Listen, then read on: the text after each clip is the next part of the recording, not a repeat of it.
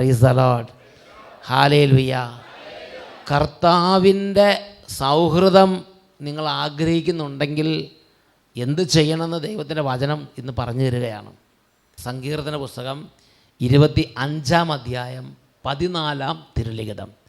കർത്താവിൻ്റെ സൗഹൃദം അവിടുത്തെ ഭയപ്പെടുന്നവർക്കുള്ളതാണ്.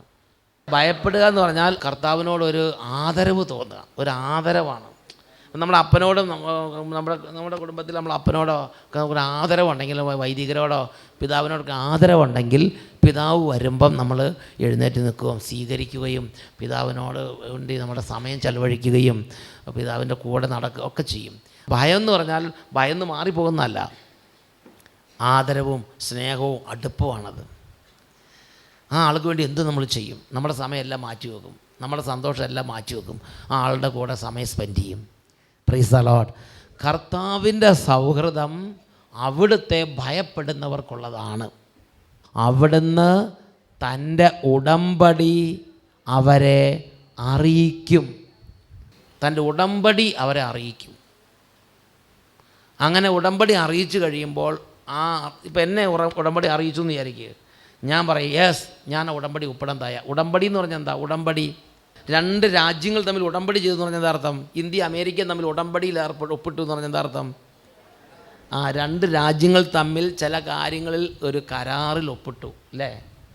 പണ്ട് കാലത്ത് രാജാക്കന്മാർ തമ്മിൽ ഉടമ്പടി ചെയ്യും. ഉടമ്പടിയിൽ ഏർപ്പെടുന്ന സമയത്ത് ഉടമ്പടിയുടെ പ്രത്യേകത എന്നറിയാവോ? ആ രാജാക്കൻ പണ്ട് കാലത്ത് ഉടമ്പടിയിൽ ഏറ്റവും അവസാനം എഴുതണം ഇങ്ങനെയാണ്: എൻ്റെ സൈന്യം നിൻ്റെ സൈന്യം പോലെയും നിൻ്റെ സൈന്യം എൻ്റെ സൈന്യം പോലെയും ആയിരിക്കട്ടെ. നിൻ്റെ ശത്രു എൻ്റെ ശത്രുവും എൻ്റെ ശത്രു നിൻ്റെ ശത്രുവായിരിക്കും. നിങ്ങൾ ചിന്തിച്ച് നോക്കിയാൽ, കുവൈറ്റിൽ സദ്ദാം ഹുസൈൻ എന്ന് പറഞ്ഞൊരു രാജാവ്, സദ്ദാം ഹുസൈൻ എന്ന് പറഞ്ഞാൽ വളരെ സ്ട്രോങ് ആയൊരു ഭരണാധികാരി ഉണ്ടായിരുന്നു ഇറാഖിൽ. കുവൈറ്റിനെ ആക്രമിക്കണമെന്ന് സദ്ദാം ഹുസൈന് തോന്നി. ഇറാഖിൻ്റെ അടുത്ത രാജ്യമാണ് കുവൈറ്റ്. അപ്പോൾ അതുകൊണ്ട് സദ്ദാം ഹുസൈൻ ഒരു ദിവസം സൈന്യത്തേക്കാൾ ചെന്ന് ഈ കുവൈറ്റിനെ അങ്ങ് പിടിച്ചെടുത്ത്. കുറച്ച് കഴിഞ്ഞപ്പോൾ അമേരിക്ക അവിടെ തല നോക്കി, ആരാ അവിടെ എന്ന് ചോദിച്ചു. പതുക്കെ അമേരിക്ക നീങ്ങി വന്ന് എന്തായി, സദ്ദാമിനെ പിടികൂടി.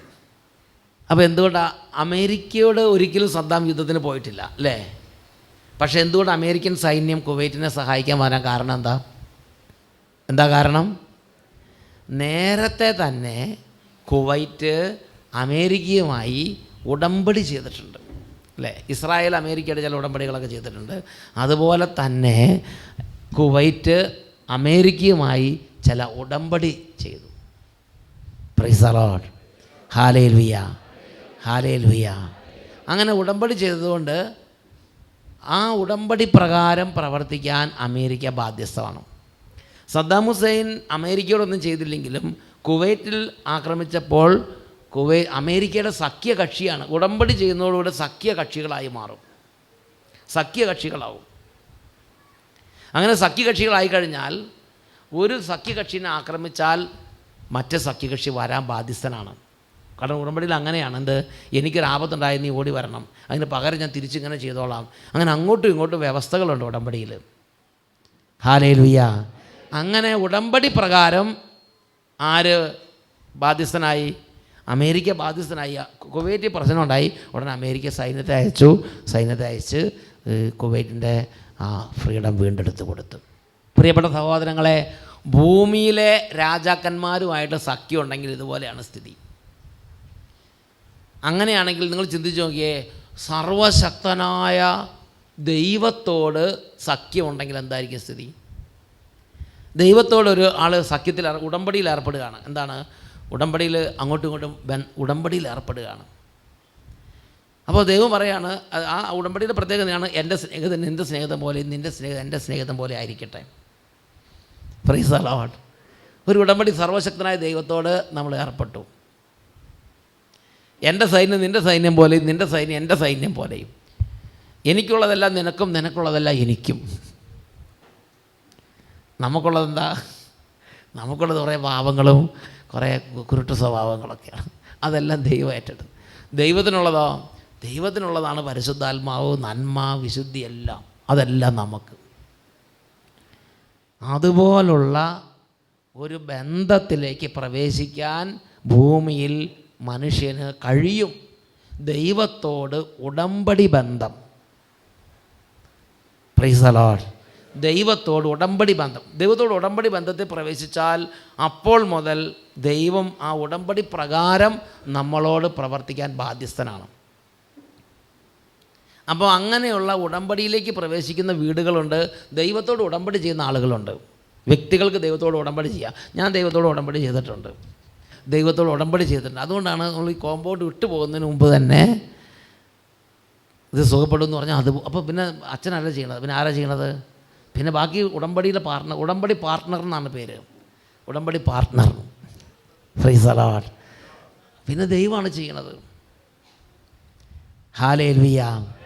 അങ്ങനെ ദൈവത്തോട് ഉടമ്പടി ബന്ധത്തിൽ ഏർപ്പെടാൻ കഴിയും. ആ ഉടമ്പടി ബന്ധത്തിൽ ഏർപ്പെട്ട ജനതയുടെ പേരെന്താണെന്നറിയാവോ? ആ ജനതയുടെ പേരാണ് ഉടമ്പടി ജനത. കവനൻ്റ് പീപ്പിൾ എന്നാണ് പേര്. പഴയ നിയമത്തിൽ ഇസ്രായേൽ ജനം ദൈവത്തോട് ഉടമ്പടി ബന്ധത്തിൽ ഏർപ്പെട്ടു. അതുകൊണ്ട് ഇസ്രായേൽ ജനത്തിൻ്റെ ഓരോ കാര്യങ്ങളിലും ദൈവവും പങ്കാളിയായിരുന്നു. പുതിയ നിയമത്തിൽ യേശുക്രിസ്തുവിൻ്റെ രക്തം വഴി ഒരു ഉടമ്പടി സ്ഥാപിക്കപ്പെട്ടു. യേശുക്രിസ്തു സിയോൻ മാളിക മുകളിൽ വിശുദ്ധ കുർബാന സ്ഥാപിച്ച സമയത്ത് എന്താ പറഞ്ഞത്? ഇത് ഉടമ്പടിയുടെ രക്തമാണ്, പുതിയ ഉടമ്പടിയുടെ രക്തം. പഴയ ഒരു ഉടമ്പടി ഉണ്ടായിരുന്നു ഇസ്രായേൽ ജനങ്ങളുമായിട്ട്, പഴയൊരു ഉടമ്പടി. ആ ഒരു ഉടമ്പടി മാറി ഇതാ പുതിയ ഉടമ്പടി യേശു ഇത് പുതിയ ഉടമ്പടിയുടെ എൻ്റെ രക്തമാണ്. അപ്പോൾ രക്തം കൊണ്ടാണ് ഉടമ്പടി ചെയ്യുന്നത്. രക്തം കൊണ്ടുള്ള ഉടമ്പടി പിന്നെ ഒരിക്കലും മാറ്റാൻ പറ്റില്ല. പല വിധത്തിൽ എഗ്രിമെൻ്റ് ഒപ്പിട്ട് കൈ കൊണ്ട് ഒപ്പിട്ടുള്ള ഉടമ്പടിയുണ്ട്, മുദ്രമോതിരങ്ങൾ മുദ്ര ചെയ്തുള്ള ഉടമ്പടിയുണ്ട്, പിന്നെ അങ്ങോട്ടും ഇങ്ങോട്ടും ഷെയ്ക്ക് ഹാൻഡ് ചെയ്തുള്ള ഉടമ്പടിയുണ്ട്, പല ഉടമ്പടികളുണ്ട് അല്ലേ? അതിലേറ്റവും ടോപ്പായ ഉടമ്പടിയാണ് രക്തം കൊണ്ടുള്ള ഉടമ്പടി. അപ്പോൾ പുതിയ നിയമത്തിൽ നാം ദൈവത്തോട് ഒരു ഉടമ്പടിയിൽ ഏർപ്പെട്ടിട്ടുണ്ട്. ആ ഉടമ്പടി യേശുക്രിസ്തുവിൻ്റെ രക്തം കൊണ്ട് മുദ്ര ചെയ്ത ഉടമ്പടിയാണ്. അപ്പോൾ യേശുക്രിസ്തുവിൻ്റെ രക്തത്താൽ ഉടമ്പടി ബന്ധത്തിലേക്ക് ഏർപ്പെട്ടിരിക്കുന്ന ഒരു ജനതയാണ് മാമോദീസ മുങ്ങിയ ആളുകൾ. ഈ ഉടമ്പടി ജനതയ്ക്ക് ധാരാളം വാഗ്ദാനങ്ങൾ, പ്രോമിസുകൾ. ഉടമ്പടിയിൽ ഒരുപാട് വാഗ്ദാനങ്ങളുണ്ട്. ഇങ്ങനെയൊക്കെ ഞാൻ ചെയ്യും, പകരം ഇങ്ങനെയൊക്കെ ചെയ്യണം എന്നൊക്കെ പറഞ്ഞ് അങ്ങോട്ടും ഇങ്ങോട്ടും വ്യവസ്ഥകളുമുണ്ട്, കരാറുകളുമുണ്ട്. ഒരു ദൈവ പൈതൽ ഈ വ്യവസ്ഥ പാലിച്ചാൽ അവരുടെ ജീവിതത്തിൽ അവരുടെ കൂടെ എപ്പോഴും ഈ ഉടമ്പടി പാർട്ട്ണർ ഉണ്ടായിരിക്കും. ഒരു ദൈവ പൈതൽ ഈ ഉടമ്പടി ലംഘിച്ചാൽ അവരുടെ ജീവിതത്തിൽ എപ്പോഴും ഈ ഉടമ്പടി പാർട്ട്ണർ ഒരു എതിരാളിയെ പോലെ നിൽക്കും. Price the Lord. അപ്പം നമുക്ക് ദൈവം ഒരു എതിരാളിയെ പോലെയാണോ എന്ന് ചിന്തിച്ച് നോക്കുക. ഉണ്ടെങ്കിൽ നമ്മൾ ഉടമ്പടി എവിടെയെങ്കിലുമൊക്കെ ലംഘിച്ചിട്ടുണ്ടാവും. നമുക്ക് ദൈവം നമ്മുടെ അടുത്ത് ഒരു വലിയ ഒരു രാജാവ് ഇങ്ങനെ സംരക്ഷണത്തിൽ നിൽക്കുന്ന പോലെയാണോ നോക്കണം. ഉണ്ടെങ്കിൽ നമ്മൾ ഉടമ്പടി പാലിക്കുന്നവരാണ്. 8800 പരം പ്രോമിസുകൾ നമുക്കുണ്ട്. 8800 പരം വാഗ്ദാനങ്ങളുള്ള ജനതയാണ് ആര്? ഈ ഉടമ്പടി ജനത. ബൈബിളിലാണ് ആ വാഗ്ദാനങ്ങൾ ദൈവം നമുക്ക് തന്നിരിക്കുന്നത്. നാം ആ ഉടമ്പടിയിലേക്ക് പ്രവേശിച്ചാൽ, ആ ഉടമ്പടി ബന്ധം ചെയ്താൽ ഈ 8800 വാഗ്ദാനങ്ങളും നമ്മുടെ സ്വന്തമാണ്. അതിൽ ഒരു വാഗ്ദാനമാണ് സങ്കീർത്തനം 81:10. അതെന്താ പറയണത്? ഈജിപ്ത് ദേശത്ത് നിന്ന് നിന്നെ മോചിപ്പിച്ച ദൈവമായ കർത്താവ് ഞാനാണ്. ഞാൻ നിന്നോട് പറയുന്നു, നീ വാ തുറക്കുക, ഞാൻ നിനക്ക് ഭക്ഷിക്കാൻ നൽകും. ഇവിടെ കടന്ന് ടെൻഷൻ പിടിച്ച് പരിഭ്രാന്തിപ്പെട്ട് അങ്ങോട്ടോടി ഇങ്ങോട്ടോടി ജീവിതം നശിപ്പിക്കേണ്ട.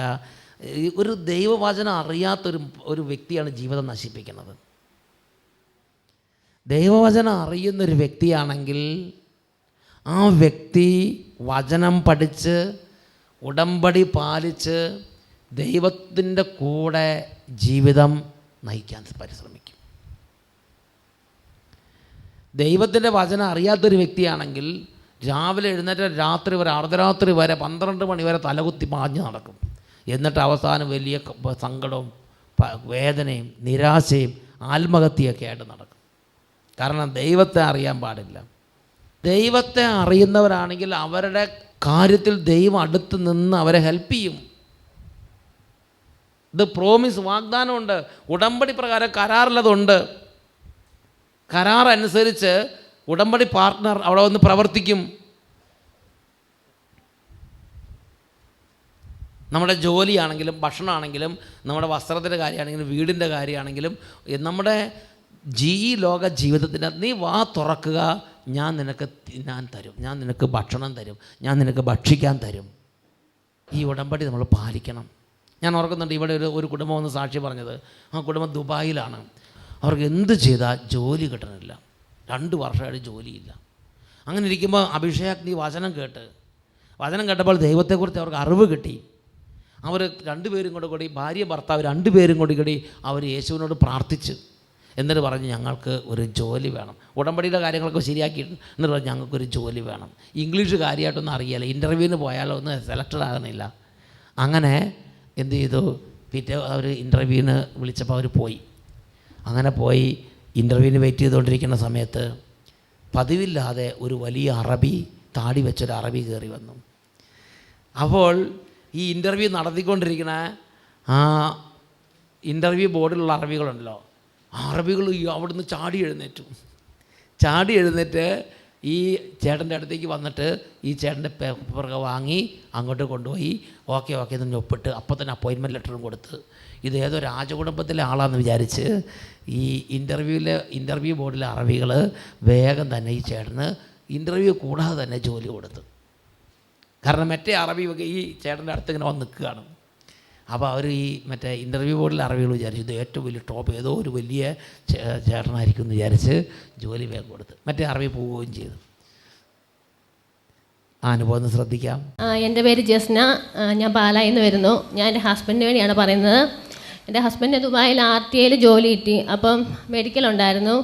അപ്പം മെഡിക്കലിന് പോയി കഴിഞ്ഞ് കുറച്ച് കഴിഞ്ഞപ്പോഴേക്കും ഇത് റിസൾട്ട് വന്നപ്പോൾ ചെസ്റ്റിന് എന്തോ ഒരു വൈറ്റ് പാച്ചസ് പോലെ ഉണ്ടെന്ന് പറഞ്ഞു. അപ്പം അതൊരു പറഞ്ഞു ഇത് അവർക്ക് ഡൗട്ട് TB ആണോ എന്ന്. അപ്പോൾ ഒരു കോയറി ഓഫ് TB കിട്ടു. അപ്പം ഞങ്ങൾക്ക് ആ സമയത്ത് ദുബായിൽ ഈ ശാലവും കിട്ടുന്നില്ലായിരുന്നു. അപ്പം ഞങ്ങൾ എന്ത് ചെയ്തു, ഞാനും എൻ്റെ ഹസ്ബൻഡും കൂടെ യൂട്യൂബിൽ കൂടെ അഭിഷേകിനി എല്ലാ ദിവസവും 2 ആഴ്ച തുടർച്ചയായിട്ട് കണ്ടു. അപ്പം ഞങ്ങൾക്ക് നല്ല വിശ്വാസമായിരുന്നു ഈശോ ഇത് മാറ്റി തരുമെന്ന്. അപ്പം ഞങ്ങൾ 2 ആഴ്ച കഴിഞ്ഞ് പിന്നെ ഒന്നും കൂടെ മെഡിക്കൽ ചെക്കപ്പ് ചെയ്തപ്പം ഞങ്ങൾ പറഞ്ഞു, ഞാൻ ക്ലിൻറ്റോ ചേട്ടനോട് പറഞ്ഞു പ്രാർത്ഥിച്ച് വെക്കോ. അങ്ങനെ പ്രാർത്ഥിച്ച് യേശുനാമത്തിൻ്റെ പുസ്തകം കൊണ്ടുപോയി അവിടെ ചെന്ന് അവർ ചെയ്തു. എൻ്റെ ക്ലിൻറ്റോ ചേട്ടന് ഒരു കുഴപ്പമില്ല, TB ഒന്നുമില്ല, ചെസ്റ്റിൽ ഒരു പാടില്ല, ഒരു രോഗമില്ലാതെ ശരീരം പരിപൂർണ്ണ ആരോഗ്യമുള്ള ശരീരമായിട്ട് അടുത്ത ചെക്കപ്പിൽ കണ്ടെത്തി. അതുപോലെ തന്നെ ഓറൽ ഇൻ്റർവ്യൂ നിങ്ങൾ എന്താ ചെയ്തത്, ഞങ്ങൾ യൂട്യൂബിൽ അഭിഷേകിനെ എടുത്തങ്ങോട്ട് പ്രാർത്ഥിച്ചു. ശരിക്കും ആ ക്രൈസിസിൽ ഈശോ കുടുംബത്തെ രക്ഷിച്ചു. അത് ഓർക്കുമ്പോൾ കുട്ടിക്ക് നിങ്ങളുടെ കണ്ണുനീര് സങ്കടമൊക്കെ വരിക. കർത്താവേ, അവൻ വലിയ ബുദ്ധിമുട്ടായിരുന്നല്ലേ, ഭയങ്കര ടെൻഷനൊക്കെ ആയിരുന്നല്ലേ. അവിടെ ഇപ്പോൾ എല്ലാവർക്കും ബുദ്ധിമുട്ടാണ്, ദുബായ് ശാലവും കിട്ടുന്നില്ലെന്ന്. യേശുവേ, ദുബായിലേക്ക് ശാലോമൊക്കെ ശരിയാകട്ടെ. ഹല്ലേലൂയ. നിങ്ങൾക്ക് യൂട്യൂബിൽ ഇതുപോലെ അഭിഷേകിനെ കാണാൻ പറ്റും. യൂട്യൂബിൽ ഫാദർ വട്ടായിൽ നടിച്ചാൽ മതി, അപ്പോൾ അഭിഷേകിനെ കാണാൻ പറ്റും. ഇത് നമ്മുടെ അട്ടപ്പാടി നേരിട്ട് ഒരു ചാനലുണ്ട്, യൂട്യൂബ് ചാനൽ, അഭിഷേകിനെ ചാനലാണ്. അഭിഷേകിനെ നടിച്ചാൽ കിട്ടില്ല, ഫാദർ വട്ടായിൽ നടിച്ചാൽ എല്ലാ എപ്പിസോഡ് എന്ന് പറഞ്ഞിട്ട് വരും. അതുപോലെ തന്നെ പിന്നെ ഓറൽ ഇൻ്റർവ്യൂ ഉണ്ടായിരുന്നു ക്ലിൻറ്റോ ചേട്ടൻ. അന്നേരത്തേനും ക്ലിൻറ്റോ ചേട്ടൻ പറഞ്ഞു ഇംഗ്ലീഷൊന്നും അറിയില്ലെന്നൊക്കെ പറഞ്ഞാൽ പോയി. ഞാൻ പറഞ്ഞു ഇല്ല, പ്രാർത്ഥിച്ചു വെക്കോ. അവിടെ ചെന്ന് അങ്ങോട്ട് കയറി കുറച്ച് കഴിഞ്ഞപ്പോഴേക്കും ഒരു അറബി വന്നു പെട്ടെന്ന്. ക്ലിൻറ്റോ ചേട്ടൻ ഇരുന്ന സമയത്ത് താടിയൊക്കെ വെച്ചോണ്ടെന്ന് എന്നോട് പറഞ്ഞ് ഒരു അറബി കയറി വന്നെന്ന് പറഞ്ഞു. ഓടി വന്ന് ക്ലിൻറ്റോ ചേട്ടൻ്റെ ഷോൾഡറിൽ അങ്ങ് ശക്തിക്ക് ഇങ്ങ് പിടിച്ചു. ശക്തിക്ക് പിടിച്ചു കഴിഞ്ഞ് അപ്പോഴേക്കും ആ ഇൻ്റർവ്യൂസൊക്കെ പെട്ടെന്ന് വരുന്ന ക്ലിൻറ്റോ ചേട്ടൻ്റെ സർട്ടിഫിക്കറ്റ് എല്ലാം ടിക്ക് ചെയ്തിട്ട് എല്ലാം ഓക്കെ ആണെന്ന് പറഞ്ഞു. അപ്പോൾ എൻ്റെ ക്ലിൻറ്റോ ചേട്ടൻ പറഞ്ഞു അത് ഈശോ തന്നെ ആ നിമിഷമാണ്. ഇൻ്റർവ്യൂ നടത്തിയില്ല, ഇൻ്റർവ്യൂവിന് ഇങ്ങനെ വെയിറ്റ് ചെയ്തിരിക്കുകയാണ്. അപ്പോൾ താടിയെല്ലാം വെച്ച് മിഡിൽ ഈസ്റ്റിലെ ഒരു അറബീനെ പോലെ ഒരാൾ, അത് ഈശോ തന്നെയാണ് ശരിക്കും. വന്നിട്ട് വേറെ എങ്ങോട്ട് പോകണില്ല, ഈ ചേട്ടൻ്റെ അടുത്ത് കയ്യിൽ ഇങ്ങനെ തോളെ പിടിച്ചിങ്ങനെ നിൽക്കുന്നുണ്ട്. അപ്പോൾ ഇൻ്റർവ്യൂ നടത്തുന്ന ആൾ പിന്നെ ഒന്നും നോക്കില്ല, ഓടി വന്ന് എല്ലാം ടിക്കടിച്ച് വേഗം പാസ്സാക്കി വിട്ടു. ഇൻ്റർവ്യൂ നടത്തിയില്ല, എല്ലാം ടിക്ക് ചെയ്ത് പൊക്കോളാൻ പറഞ്ഞു. അങ്ങനെ പാസ്സായി. നോക്കി ഇതെന്തൊരു പരിപാടി ഇത്. കുറേ പേര് ഇങ്ങനെ ഇൻ്റർവ്യൂവിന് ഇരിക്കുകയല്ലേ. അപ്പോൾ ഒരു അറബി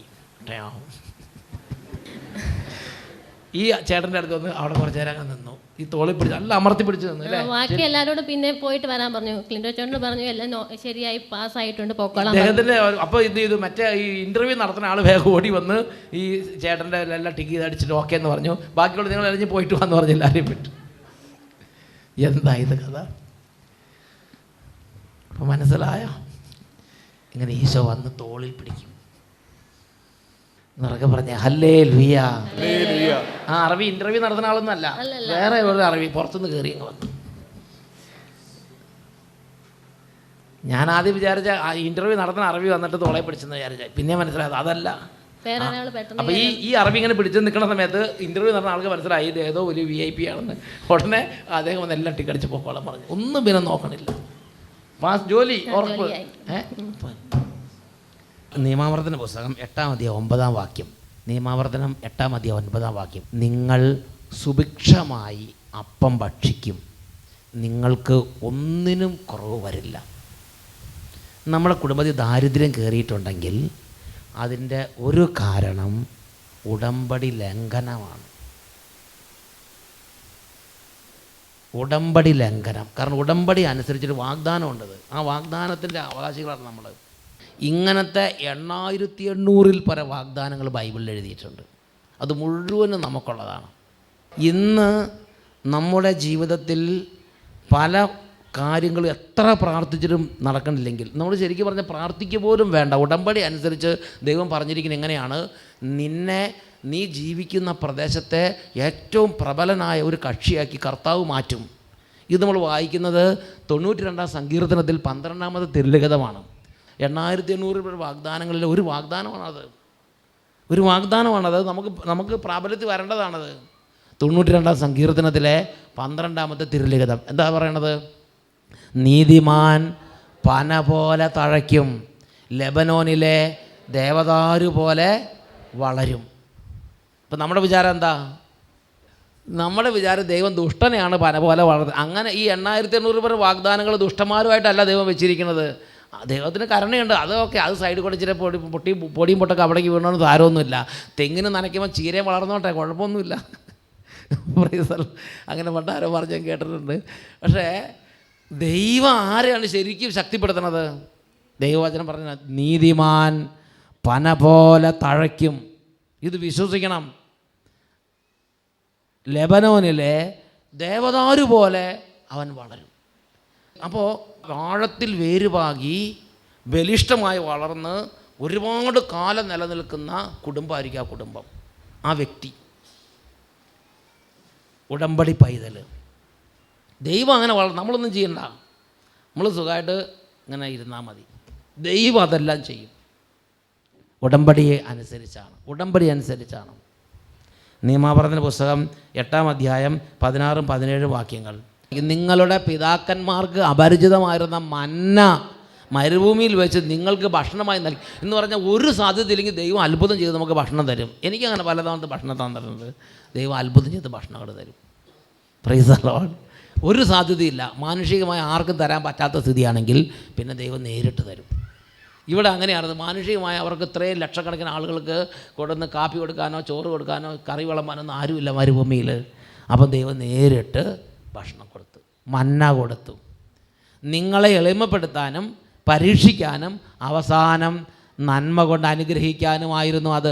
ചിലപ്പോൾ ചില തടസ്സങ്ങൾ പോലെയൊക്കെ വരും. അതൊക്കെ നമ്മളൊന്ന് എളിമപ്പെടുത്താനും നമ്മൾ കർത്താവിൽ വിശ്വസിക്കുന്നുണ്ടോ ഉറച്ചു നിൽക്കുന്നുണ്ടോ എന്ന് ടെസ്റ്റ് ചെയ്യാനൊക്കെ ചിലപ്പോൾ ചില എളിമപ്പെടുത്തലുണ്ടാവും. ഇനി അടുത്തത് വായിച്ചു നോക്കൂ. അതാണ് പ്രധാനപ്പെട്ടത്. എൻ്റെ ശക്തിയും എൻ്റെ കരങ്ങളുടെ ബലവുമാണ് എനിക്ക് ഈ സമ്പത്തെല്ലാം നേടിത്തന്നത് എന്ന് ഹൃദയത്തിൽ നിങ്ങൾ പറയരുത്. 18-ാമത്തെ വാക്യം. എന്തെന്നാൽ നിങ്ങളുടെ പിതാക്കന്മാരോട് ചെയ്ത ഉടമ്പടി ഇന്നും നിറവേറ്റുന്നതിന് വേണ്ടി സമ്പത്ത് നേടാൻ അവിടുന്നാണ് നിങ്ങൾക്ക് നല്ല അന്തരീക്ഷം ഒരുക്കുന്നത്. നിങ്ങൾക്ക് ജോലി ചെയ്യാനുള്ള കമ്പനി ഉണ്ടാക്കേണ്ടത് അവിടുന്നാണ്. നിങ്ങൾക്ക് ശമ്പളം തരാനുള്ള വ്യവസ്ഥ ഉണ്ടാക്കുന്നത് അവിടുന്നാണ്. നിങ്ങൾക്ക് ബുദ്ധി പഠിച്ചത് സർട്ടിഫിക്കറ്റ് ഉപകാരപ്പെടുന്നത് അവിടുന്ന് പ്രവർത്തിക്കുന്നതുകൊണ്ടാണ്. നിങ്ങൾക്ക് എല്ലാം ഫലമാക്കി മാറ്റുന്ന അവിടെ നിങ്ങൾ വാഴ വെച്ചാൽ അത് കൊലയായത് വിൽക്കുന്ന സമയത്ത് വിലയുണ്ടാകുന്ന സമയം വരണത് അവിടുന്ന് പ്രവർത്തിക്കുന്നതുകൊണ്ടാണ്. അല്ലെങ്കിൽ വെറുതെ കൊല വെട്ടാൻ പോലെ ആളെ കിട്ടാതെ കിടക്കും. റബ്ബർ വെച്ചാൽ നിങ്ങളുടെ റബ്ബർ നിങ്ങൾ ടാപ്പ് ചെയ്യുന്ന സമയത്ത് അത് പാലായി നല്ല വിലയായി ഇപ്പോൾ 400-500 രൂപ കിലോയ്ക്ക് കിട്ടണമെങ്കിൽ ദൈവം പ്രവർത്തിക്കണം. അല്ലെങ്കിൽ ടാപ്പിങ്ങുകാർ പോലും കൊടുക്കാനില്ലാതെ അവിടെ കിടക്കും. കാപ്പിക്കുരിയുടെ സമയത്ത് അങ്ങനെ തന്നെ. Price the Lord. സമ്പത്ത് നിങ്ങളുടെ കയ്യിലേക്ക് വരാൻ ഈ ഉടമ്പടി ബന്ധം ഒരു നിർണായക ഘടകമാണ്. പ്രഭാഷകൻ 27:3 അവിടെ നമ്മൾ കാണുന്നത് ഇങ്ങനെയാണ്: ദൈവഭക്തിയിൽ ദൃഢതയും തീഷ്ണതയും ഇല്ലാത്തവൻ്റെ ഭവനം അതിവേഗം നശിക്കും. നശിപ്പിക്കും എന്നല്ല, ദൈവം നശിപ്പിക്കില്ല. ദൈവം എങ്ങനെയെങ്കിലും സഹായിക്കാനേ നോക്കുള്ളൂ. പക്ഷെ എങ്ങനെ നശിക്കുന്നത്? നമ്മുടെ ഉടമ്പടി പ്രൊട്ടക്ഷൻ പോയാൽ ഇവിടുന്ന് ആർക്കും വന്ന് കയറി നശിപ്പിക്കാൻ പറ്റും.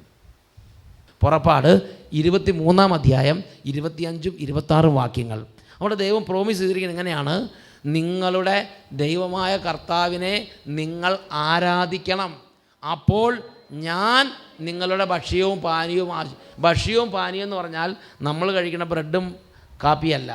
ഭക്ഷ്യവും പാനീയം എന്ന് പറഞ്ഞാൽ ഉപജീവന മാർഗമാണ്. അപ്പം നിങ്ങളുടെ ദൈവമായ കർത്താവിനെ ആരാധിക്കുമ്പോൾ, പാട്ട് പാടുമ്പോൾ, സ്തുതിക്കുമ്പോൾ, കൈയടിക്കുമ്പോൾ, തുള്ളിച്ചാടുമ്പോൾ, ദൈവത്തെ ആരാധിക്കുന്ന സമയത്ത് ഈ പ്രോമിസ് അനുസരിച്ച്, ഈ വാഗ്ദാനം അനുസരിച്ച് നമ്മുടെ സാമ്പത്തിക മേഖലകളെ, വരുമാന മാർഗങ്ങളെ അനുഗ്രഹിക്കാൻ ദൈവം ബാധ്യസ്ഥനാണ്. കാരണം ഉടമ്പടി പാർട്ട്ണറാണ് ദൈവം. ഉടമ്പടി നമ്മൾ പാലിച്ചാൽ ആ ഉടമ്പടി പ്രകാരം പറഞ്ഞിരിക്കുന്നത് ദൈവം ചെയ്യും. അവൻ വിശ്വസ്തനാണ്. ഹോസിയയുടെ പുസ്തകം 14-ാം 8 ഹോസിയ 14:8 അവിടെ വചനത്തിൽ വീണ്ടും കർത്താവ് പറയുകയാണ്, എഫ്രായിം എന്ന് പറഞ്ഞാൽ നമ്മുടെ പേര് വിളിക്കുകയാണ്. എഫ്രായിം, വിഗ്രഹങ്ങളുമായി നിനക്ക് എന്ത് ബന്ധം? നിനക്ക് ഉത്തരമരുളുന്നതും നിന്നെ സംരക്ഷിക്കുന്നതും ഞാനാണ്. നിത്യഹരിതമായ സരളമരം പോലെയാണ് ഞാൻ. നിനക്ക് ഫലം തരുന്നത് ഞാനാണ്. ആ ഉടമ്പടി എൻ്റെ ദൈവം പറയാണ്, ഞാനാണ് നിനക്ക് ഫലം തരുന്നത്. നീ പഠിച്ചതിൻ്റെ സർട്ടിഫിക്കറ്റ് കൊണ്ട് നിനക്ക് ശമ്പളമുള്ള ജോലി നിനക്ക് ലഭ്യമാക്കുന്നത് ഞാനാണ്. നീ ജോലി ചെയ്താൽ നിനക്ക് ശമ്പളം കിട്ടാൻ ഇടവരുന്നത് ഞാനാണ്. എത്രയോ പേര് കരഞ്ഞ് നിലവിളിച്ച് പ്രാർത്ഥിക്കുന്നു, ജോലി ചെയ്തു, മാസങ്ങൾ ശമ്പളവും ഇല്ല, പാസ്പോർട്ട് അവരുടെ കയ്യിലാണ്, ശമ്പളവും തരുന്നില്ല, വിഷമിക്കുന്നു. പ്രിയപ്പെട്ട സഹോദരങ്ങളെ, ഉടമ്പടി ലംഘനം വളരെ ഗൗരവമുള്ളതാണ്. മറ്റൊരു ഉടമ്പടിയാണ് യെശയ്യായുടെ പുസ്തകം 58-ാം യെശയ്യ 58, 13, 14 തിരുലിഖിതങ്ങൾ. സാപത്തിനെ ചവിട്ടി മെതിക്കുന്നതിൽ നിന്നും എൻ്റെ വിശുദ്ധ ദിവസത്തിൽ നിൻ്റെ ഇഷ്ടം അനുവർത്തിക്കുന്നതിൽ നിന്നും നീ പിന്തിരിയുക. സാപത്തിനെ സന്തോഷദായകവും കർത്താവിൻ്റെ വിശുദ്ധ ദിനത്തെ ബഹുമാനീയവുമായി കണക്കാക്കുക. നിൻ്റെ സ്വന്തം വഴിയിലൂടെ നടക്കാതെയും നിൻ്റെ താല്പര്യങ്ങൾ അന്വേഷിക്കാതെയും വ്യർത്ഥ ഭാഷണത്തിൽ ഏർപ്പെടാതെയും നീ അതിനെ ആദരിക്കുക. നീ ഞായറാഴ്ച ദിവസത്തെ ആദരിക്കണം. നീ ഞായറാഴ്ച ദിവസം ജോലിക്ക് പോകരുത്. നീ ഞായറാഴ്ച ദിവസം നീ ജോലികളൊന്നും ചെയ്യരുത്. ശമ്പളത്തിൻ്റെ ജോലി മാത്രമല്ല, നീ വീട്ടിലാണെങ്കിലും കനപ്പെട്ട ജോലികളൊന്നും ചെയ്യരുത്. ഞായറാഴ്ച ദിവസം നീ വിശ്രമിക്കുക. ഞായറാഴ്ച ദിവസം നീ പ്രാർത്ഥിക്കുക. ഞായറാഴ്ച ദിവസം നിൻ്റെ ഭാര്യയും മക്കളും നിൻ്റെ കുടുംബാംഗങ്ങളും നിൻ്റെ ജീവിത പങ്കാളിയായിട്ട് നീ വീട്ടിലിരിക്കുക. നീ കൂട്ടുകാരുടെ കൂടെ കറങ്ങാൻ പോകരുത്. നീ സൊള്ളിയടിച്ച് നടക്കരുത്. നീ പ്രാർത്ഥനയുടെ ദിവസമായും വിശ്രമത്തിൻ്റെ ദിവസമായും വീട്ടിൽ കുടുംബാംഗങ്ങളോടുകൂടി ഇരിക്കുന്ന ദിവസമായി ആ ദിവസത്തെ നിൻ്റെ സമാധാനത്തിൻ്റെ ദിവസമായി വിശ്രമത്തിൻ്റെ ദിവസമായി മാറ്റുക. അപ്പോൾ നീ കർത്താവിൽ ആനന്ദം കണ്ടെത്തും. അന്ന് തൊട്ട് നീ പ്രാർത്ഥിക്കുമ്പോൾ നല്ല സുഖത്തിൽ പ്രാർത്ഥിക്കും. ഇന്ന് പലർക്കും പ്രാർത്ഥിക്കാൻ പോയിരുന്നാൽ ഏതാണ്ട് ഈ മത്സ്യത്തെ വെള്ളത്തിൽ നിന്നെടുത്ത് കരക്കിട്ട മാതിരിയാണ്. പെടഞ്ഞ് കരപ്പം പിടിച്ച കുട്ടികൾ പെടയണമാതിരി പെടഞ്ഞത് ഇറങ്ങിപ്പോകാതെ ഇരിക്കാൻ പറ്റില്ല. ധ്യാനത്തിന് വന്നാൽ ഇരിക്കാൻ പറ്റില്ല, പടച്ച് പോകും. ഉടമ്പടി ലംഘിച്ചവർക്ക് അങ്ങനെയാണ് കർത്താവിൻ്റെ കാര്യങ്ങൾ. അത് ദേവാലയമാണെങ്കിലും കുർബാനയാണെങ്കിലും സന്ധ്യാപ്രാർത്ഥന ആണെങ്കിലും കൊന്തയാണെങ്കിലും വൈദികരുടെ അടുത്ത് പോകുന്ന കാര്യമാണെങ്കിലും എന്തു തന്നെയാണ്, ദൈവിക കാര്യങ്ങളെല്ലാം അവർക്ക് വ്രണം പോലെയും കീടം പോലെയാണ്. ഒരു വ്രണമുള്ള കാലിൽ അതേമാതിരിയാണ്. റെസ്റ്റ്ലെസ് ആയിരിക്കും അവർ. അവർക്ക് ദൈവം എന്ന് പറഞ്ഞാൽ കീടം പോലെ. കീടം നിങ്ങൾ കുടിക്കാനായിട്ട് ഒരു ഗ്ലാസ് നല്ല പാനീയം എടുത്തു വിചാരിക്കും. എന്താ നല്ല പാനീയം, ഒരു നല്ല പാനീയം എടുത്തു, അതെടുത്ത് നോക്കുമ്പോൾ അതിനകത്തൊരു കീടം കിടക്കണം. എന്തു ചെയ്യും? ആ കീടത്തെ നമ്മൾ എന്താ ചെയ്യേണ്ടത്? കീടത്തെ എടുത്ത് മാറ്റണം അല്ലേ? അതുപോലെയാണ് പലർക്കും ദൈവം. പ്രിയപ്പെട്ട സഹോദരങ്ങളെ, അപ്പം ഞായറാഴ്ച നമ്മളിങ്ങനെ ചെയ്യരുതെന്നൊക്കെ പറയുമ്പം ചില ആളുകളെ സംബന്ധിച്ച് ചിന്തിക്കാൻ പറ്റില്ല. എന്നാൽ ഈ ഉടമ്പടി പാലിച്ചാൽ കർത്താവ് പറഞ്ഞിരിക്കുകയാണ്, അപ്പോൾ നീ ആനന്ദം കണ്ടെത്തും. ലോകത്തിലെ ഉന്നത സ്ഥാനങ്ങളിലൂടെ നിന്നെ ഞാൻ സവാരി ചെയ്യിക്കും. നിൻ്റെ പിതാവായ യാക്കോബിൻ്റെ ഓഹരി കൊണ്ട്, എന്ന് പറഞ്ഞാൽ നിൻ്റെ പിതാവായ യാക്കോബിനോട് ചെയ്ത ഉടമ്പടി അനുസരിച്ച് നിനക്ക് ഞാൻ സമൃദ്ധി തരും. നിൻ്റെ പിതാവായ യാക്കോബിൻ്റെ ഓഹരി കൊണ്ട് നിന്നെ ഞാൻ പരിപാലിക്കും. ഉടമ്പടി ബന്ധം അനുസരിച്ച് ഒരു വ്യക്തി കർത്താവിൻ്റെ ഉടമ്പടി ലംഘനങ്ങളൊക്കെ അനുദപിച്ച് ഉപേക്ഷിച്ച് ഉടമ്പടി പാലിക്കുന്നൊരു ജീവിതം. ഉടമ്പടി അറിയണമെങ്കിൽ ബൈബിൾ വായിക്കണം. എന്തൊക്കെ ഉടമ്പടികൾ നമ്മൾ ഒപ്പിട്ടിരിക്കണം എന്നുള്ളത് നമ്മൾ ബൈബിൾ വായിച്ചാൽ അറിയുള്ളൂ. എന്നാൽ 10 കൽപ്പനയെങ്കിലും ഓർത്തിരിക്കുക. 10 ഉടമ്പടി, ആ 10 ദൈവകൽപ്പനകൾ ഉടമ്പടികളാണ്. ഉടമ്പടി പെട്ടതാണ് 10 പ്രൈസ് ദി ലോർഡ്, ഹല്ലേലൂയ. അത് നമ്മൾ കീപ്പ് ചെയ്ത്, ആ ഉടമ്പടികൾ കീപ്പ് ചെയ്താൽ ദൈവം ഉടമ്പടി പ്രകാരം നമ്മുടെ ജീവിതത്തിൻ്റെ മൈന്യൂട്ട് കാര്യങ്ങളിൽ പോലും ദൈവം റെസ്പോൺസിബിലിറ്റി ഏറ്റെടുക്കും. മൈന്യൂട്ട് കാര്യങ്ങളിൽ പോലും. Price the Lord. എഴുന്നേറ്റ് വന്നേ. കർത്താവിൻ്റെ സന്നിധിയിൽ ഇന്ന് പ്രാർത്ഥിക്കുകയാണ്. കർത്താവെ, ഉടമ്പടി ലംഘനങ്ങളിൽ നിന്ന് പിന്തിരിഞ്ഞ് അങ്ങയോടുള്ള ഉടമ്പടികളെല്ലാം പാലിച്ച് നല്ല ഒരു ഉടമ്പടി ബന്ധത്തിൻ്റെ ജീവിതം നയിക്കാൻ എന്നെ അനുഗ്രഹിക്കണമേ. യേശു ക്രിസ്തുവിൻ്റെ രക്തം വഴി സ്ഥാപിക്കപ്പെട്ട പുതിയ ഉടമ്പടിയിൽ എല്ലാ അനുഗ്രഹങ്ങളും എൻ്റെ ജീവിതത്തിലേക്കും കുടുംബത്തിലേക്കും നിറയണം. അതിനുവേണ്ടി ആഗ്രഹിക്കുക. ഇവിടെയുള്ള എല്ലാവരും എത്ര ഉറക്കെ സ്തുതിക്കാമോ അത്ര ഉറക്കെ ഉച്ചത്തിൽ സ്തുതിക്കുന്നു. Hallelujah, hallelujah. പിതാവായ ദൈവമേ, ഈ ലോകത്തിൻ്റെ ചെറിയ ചെറിയ സന്തോഷങ്ങൾക്ക് വേണ്ടി നിത്യമായ വചനങ്ങളും നിത്യമായ ഉടമ്പടിയിൽ ലംഘിച്ച് ദൈവം ഏർപ്പെടുത്തി വച്ചിരിക്കുന്ന എല്ലാ സുരക്ഷിതത്വങ്ങളും തകർത്ത് തന്നിഷ്ടം നടക്കുന്ന എൻ്റെ പ്രകൃതിയെ അവിടുന്ന് വിശുദ്ധീകരിക്കണമേ. എൻ്റെ തന്നിഷ്ട സ്വഭാവത്തെ അവിടുന്ന് വിശുദ്ധീകരിക്കണമേ. എൻ്റെ ഹൃദയം ഞാനിന്ന് യേശുവിന് സമർപ്പിക്കുന്നു. എൻ്റെ ജീവിതത്തിൻ്റെ ഓരോ മേഖലകളിൽ ഈശോയ്ക്ക് ഞാൻ അധികാരം കൊടുക്കുന്നു. എൻ്റെ ഈശോ എന്നെ ഭരിക്കട്ടെ. എനിക്കെൻ്റെ യേശുവിനെ മതി. എൻ്റെ യേശുവിൻ്റെ ഉടമ്പടികൾ മതി. എനിക്ക് എൻ്റെ യേശുവിനോട് ചേർന്ന് എൻ്റെ യേശുവിനോട് കൂടെ ഒരു വിശുദ്ധ ജീവിതം ഞാൻ ആഗ്രഹിക്കുന്നു. പിതാവേ, എന്നെ അനുഗ്രഹിക്കണമേ. ഉച്ചത്തിൽ പ്രാർത്ഥിക്കുന്നു.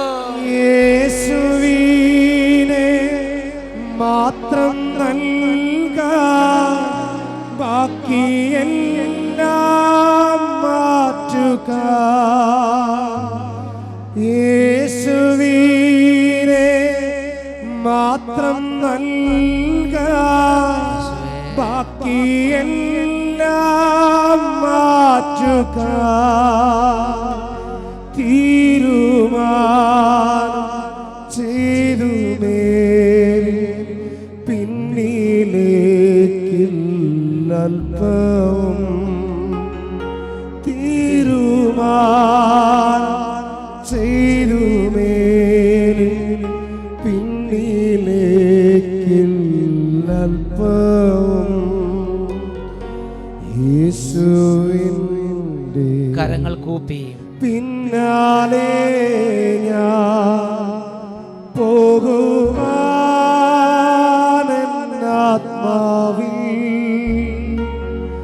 തീരുമാനം ചെയ്തു മേലിൽ പിന്നിലേക്കില്ലൽപ്പവും. തീരുമാനം ചെയ്തു മേലിൽ പിന്നിലേക്കില്ലൽപ്പവും.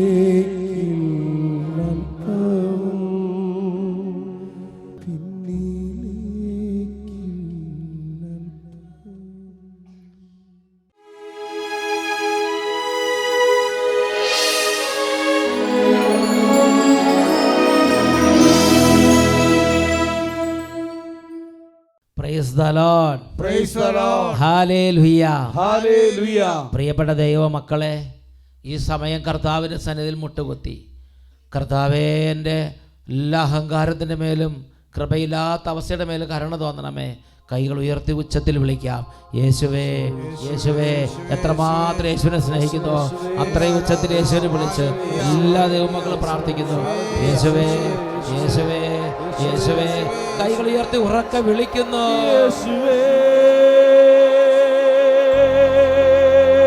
ഹൃദയം നുറുങ്ങി, യേശുവേ യേശുവേ യേശുവേ യേശുവേ യേശുവേ യേശുവേ.